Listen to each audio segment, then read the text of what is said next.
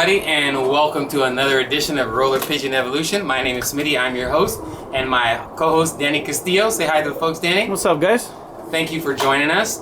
Today, what we're going to do, we're going to talk about youngsters, squeakers, birds that we bred this year, and what they are, and what we're looking forward to, and why we've made these particular matings, and what we're going to do with these birds moving forward. So, if you look up top, we've got a pair of young stencils. So if you notice, one of the stencils, you look at his wing, and I'll pull him out so you can take a good look at him. It's actually the little pin. If you look in the wing, you notice that it's got a lot of bronzing or brown in there.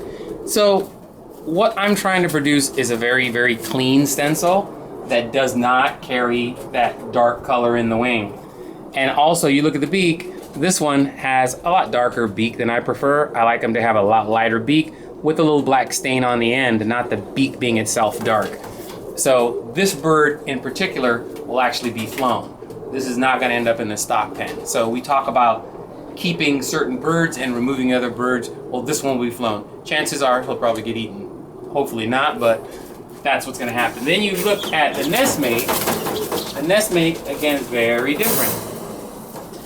The nest mate is very clean, very even pattern, beautiful markings.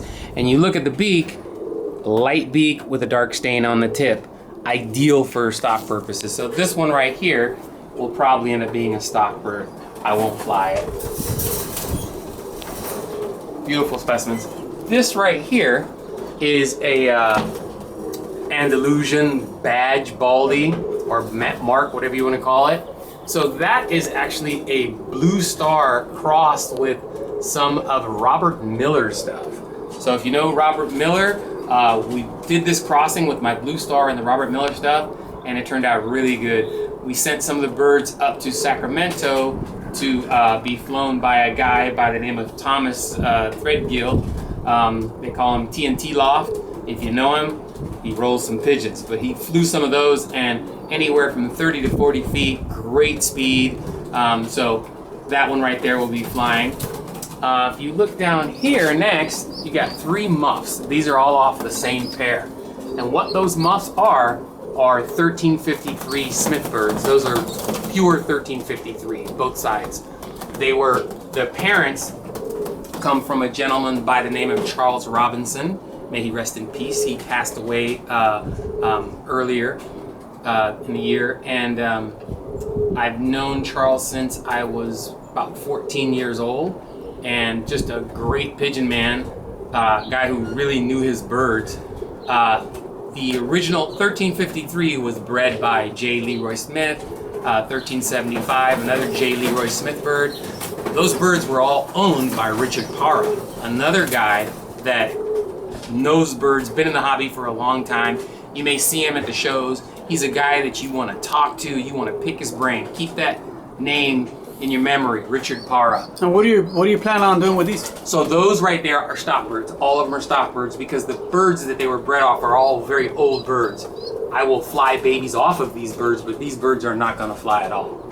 Those are stock birds. Pure 1353, 1375 is not easy to come by. And birds that are that close, they don't exist. Nobody has them. And the guys that do have them are getting fewer and fewer and fewer. Another guy, a guy in Arkansas that has this particular family of birds is Steve Copeland. Great pigeon man, and he has this family of birds also. Super, super. So these right here are my old standbys, Blue Star. These are jammed up Blue Star birds. I had started these birds back in 1991, and they've just been super solid. Matter of fact, if you look back in the videos, there's a blue bar white flight that's flying in the kit that we talk about in one of the videos. He is actually the father to these birds. And these 2 little youngsters will be stocked. They won't be flown.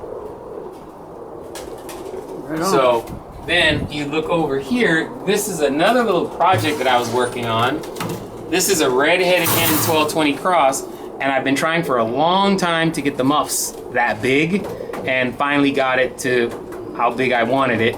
Now, they are what you call double dose grizzles, so they've washed out and they're whites, but they'll produce models, grizzles, torts, black and whites, but they started out as a black and white baldy on a grizzle, and over the years, that's what we end up with. What are you gonna do with her? That's stock for sure. Okay. Yeah, that one's not gonna fly.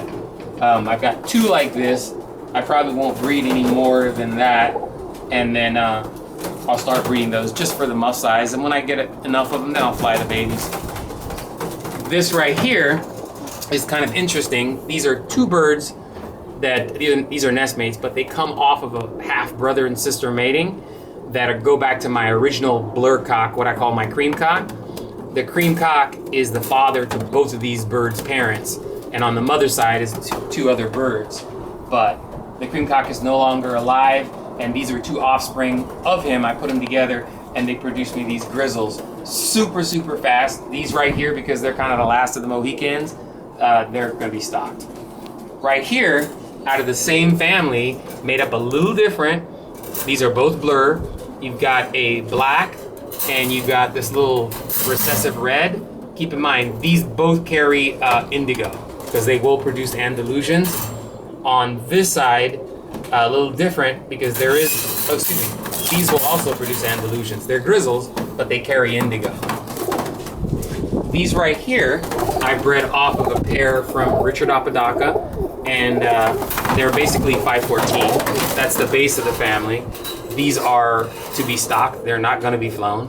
Not a whole lot of these around. They go back to Richard's main hen, and the pair that produced these, and they're not the youngest birds, so these are going to be stocked. Just wanted to give you guys an update on what I'm doing, what's happening this year. We've got some other birds that are coming out that are all going to be flown, and those are that's what the fireworks is going to be. So make sure you tune in for the next edition of Roller Pigeon Evolution. Once again, my name is Smitty. I'm your host, and my co-host Danny Castillo. Thanks for tuning in. Hit the like button, and remember, you only know what you know. Right, guys. But I ain't learned to slow down, I keep it on the gas. These niggas hands out for the cheese, you a rat. You wanna see who really ballin', you can check the stats.